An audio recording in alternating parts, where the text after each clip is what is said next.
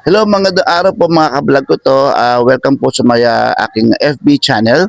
Ngayon po tulad ng pangako ko sa inyo na mag-house tour tayo, na ipangako ko sa inyo noon yon. So ngayon magagawa na natin. Ito po nasa harapan ko ng bahay ko. Ito yung maliit kong tindahan. Yung gate ko, ito yung motor ng anak ko nga pala, diyan nakaparada. Yun po yung tindahan na bala ko buksan. Actually, dating tindahan ko yan, kaya lang inilipat ko. Meron po akong tarpaulin dito kasi meron po akong business na ATM. Yan. At ito po yung isa pang tarpaulin ko with my pictures. Yung bahay ko po katabi ng barangay hall. Yan po. So, minsan maingay kapag may activities. Pero nasanay na po tayo doon. So, pasok po tayo. Pakita ko sa inyo yung loob ng bahay. Okay. Dito po ang aking garahe. Sarado ko na yung pintuan. Pagpasok nyo po, ito po yung garahe ko. Ito yung aking kaibigang kotse na napakalaking tulong sa akin. 8 years na po siya. Ito po unang pakita sa inyo. Dito po tayo sa loob. Ito po yung lumang tindahan ko na actually ito yung tindahan ko dati. Kaya lang dahil naharangan ako ng mga sasakyan dito at yung usok nila pumapasok dito, yung lumang tindahan ko doon na dating tambakan ko is pinagawa ko at yun ang ginawa kong tindahan. Dahil palibhasa maraming mga gamit, hindi po kasing lahat ng tinda ko, kaya iniwanan ko dito yung mga school supplies. Yan po, may mga school supplies po ako dyan. Meron dito akong tinda mga laruan, toys, at saka yung aking Christmas parol for sale. Meron din po akong ito yung po sinasabi ko sa inyo dati na bala kong magtinda o gumawa ng mini donut at saka yung waffle. Gagawa po ako para additional sa aking kita. Sana pumatok po. Ngayon po, ito kung makikita nyo, yan yung harap ng bahay. Ito.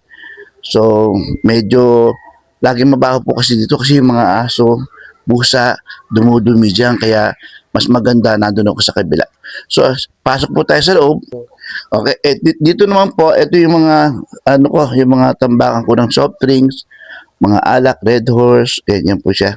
Dito naman po sa sulok, ito po yung lumang matagal ko ng refrigerator. Yan po yung laman yan, yellow, at saka yung mga stock ng pagkain. Tapos ito po yung mga soft drinks namin yan nandyan. So, pag may bumibili ng soft drinks, dito ko kumukuha kasi hindi po kasi doon sa kabilang tindahan. So, halika po. Dito muna tayo sa loob ng bahay, mamaya na yung sa tindahan. Ito po pala yung aking mga stock. Tinda po ako naman mga soft drinks. Ito po yung mga mineral water. So, nagtitinda rin po ako niyan. So, pasok po.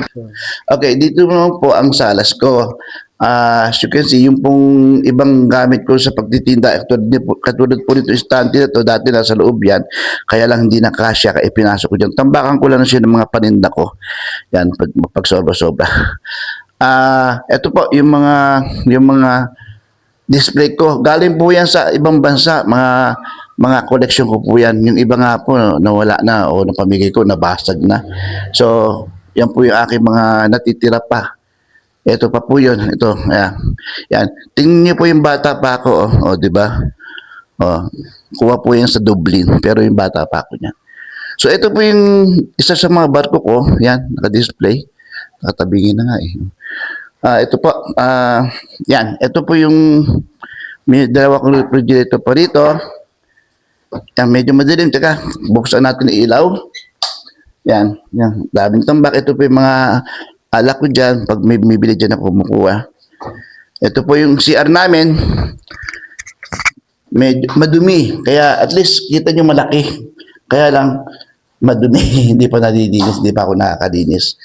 So, punta po tayo sa taas. Yan. Ito pala yung kusina. So, mamaya na natin dadaanan niya pagbaba natin. So, tara. Panig tayo. Okay. Samahan niyo ako sa taas. Medyo, madilim kasi pinapatay ko yung ilaw pag wala namang gumagamit. Tapos natin. Ito po yung second floor. And ito may CR din po ako dito. Malaki din po yung CR na yan. Malalaki yung CR ko. Ito po yung pinaka-hallway. Yan, hallway namin. Ito yung kwarto ng anak ko. Ito pa yung kwarto din ng anak ko isa. Pero nag-asawa na. Kaya ginawa ko ng mga sampayan. So wala pa natutulog dito. Ito yung kwarto ng anak ko. Makalat eh. Pwede pakita makalat. Ito po yung isang anak kong babae. Natutulog. Maingay. Dito naman po yung pinaka-terrace, maraming kalat eh. Wala rin pong gumagamit nito. Pero dito po, kita mo yung labas. Yan. Kita mo yung labas niya, yung barangay. Kita po siya. Tsaka ito yung loob ng barangay dyan. Siya. So, doon tayo sa loob. Maraming kalat. Ito po yung yung kwarto ko naman. Ito po yung kwarto ko. Medyo tinanggal ko yung mga kubrika kasi magpapalaba po ako eh. Magpapalaba ako. Ito yung sa labasan. Karamihan po ng mga kortina ko, diganto na. Kasi ayoko na ng kortinang ginagano po. Mas maganda to yung inihilan na lang. So, kita po rin yung labas.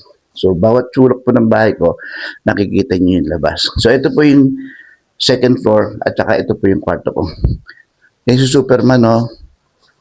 Ayan, no? Kaya naman tanda na si Superman ngayon, eh. Laga, dito tayo sa taas. Punta naman po tayo sa third floor. Okay, dito po tayo sa taas. Bira ako bumalik dito eh, kasi mahirap bumalik eh, taas. Pumapalit lang po ako dito pag magsasarado ako ng tangke, magbubukas ng tangke, ng tubig. Dito po kasi yun eh. Eto. Dito po medyo maliwalas, maluwag. Ito po yung dalawang tangke ko sinasabi ko sa inyo. Malaki po yan sa dalawa. So, pag meron po akong motor, kaya pumapalit yung tubig. Kasi kadalasan po dito sa Dasma, yung prime motor walang tubig eh. So, yung iba nag-iigib, mga ibang walang tubig, hindi pumapalit sa kanila yung tubig nila kasi wala silang motor. Ako naman po sa gabi nag-aabang, isang alauna, alas 2, yun, nakatubig, nakakasipsip yung motor. So, ito po yung kabuuan ng aking third floor. Open po siya. Yan, bawat sulok, makikita nyo. Kung pupunta po kayo dito, sa right side bahay ko, kita nyo yung mga kapitbahay ko dyan. Yan. Kung nakikita nyo yung mga timba na yun, yung mga drum na yun, nag-aabang po lagi ng tubig yan sa truck. Kami po, hindi naman kami umiigib doon kasi nagkakaroon naman ako ng tubig. Ito naman po yung sa may harap ng bahay ko. So kita niyo yung harapan. Yan, kita niyo yung harapan na yan. Ito yung barangay. So pag nandito kayo, kita niyo lahat. Meron nga po, ito, mihiga at meron akong papag dyan. Oh. Hindi ko naman ginagamit, kaya pinalik ko rito, kita nyo, sira na. Ipamimigay ko ng. Okay, dito naman po tayo sa kabilang side. Ito po. Yan, ito po yung sa may kabilang side ng bahay ko. Kita rin nyo yung barangay dyan. Ayun, yan po yung bahay ko sa baba. At kita nyo yung kabuuan. So pag nandito kayo sa may taas, minsan mahangin, ang sarap ng hangin. Dito po ang kagandahan lang. Dati yung wala itong bubong, pag naglalaba kami, nagsasampay kami dito at uulan, tatakbo kami, ipapasok pa namin doon sa loob. So ito po, kahit magsampay kayo dito, kahit umulan pa yan, bumagyo pa yan, hindi na po kami nagtatanggal kasi may cover naman. So, ito po yung third floor ko. So, baba po tayo. Okay? Galing na po tayo sa taas, sa third floor, second floor. Ito po yung sala. Dito po tayo sa kitchen. Yan. Yung mga pagkain ko, nakakalat. Ito po yung kitchen ko. Yan. Ito, kapraso lang naman. Yan, yung mga gamit ko medyo magulo. Ito po yung dirty kitchen. Dito ako nagluluto eh. Yan, dito ko nagluluto. Ito po yung aking motor. Yan, yung motor ko. Natakpan ko minsan kasi yan, yung motor ko yan. Yan nagbibigay sa akin ng tubig. Yan, dating labahan ko to eh, pero ngayon, bakit nakabukas pala? Ay, hindi sarado pala. Ngayon sa taas, ngayon po, napapalaban na kami kasi nga, ang problema rito, tubig.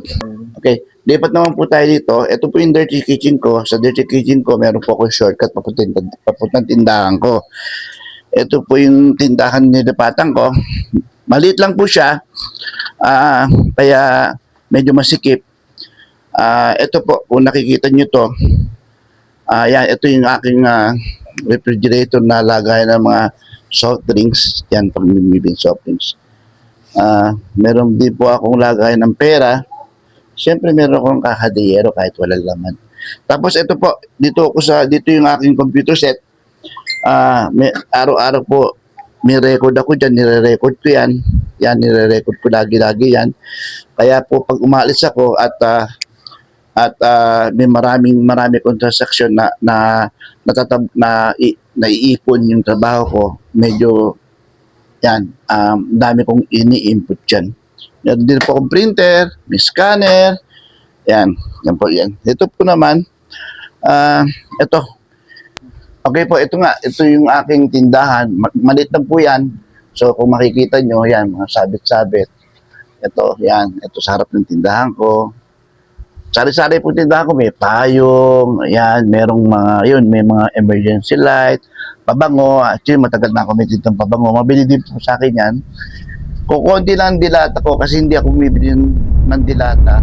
Hindi katulad dati, yung lagayan ko ay punong-puno ng dilata. Kaya lang, madali lang namang bumili yan kasi na-expire na ako eh. Kaya nadala na ako.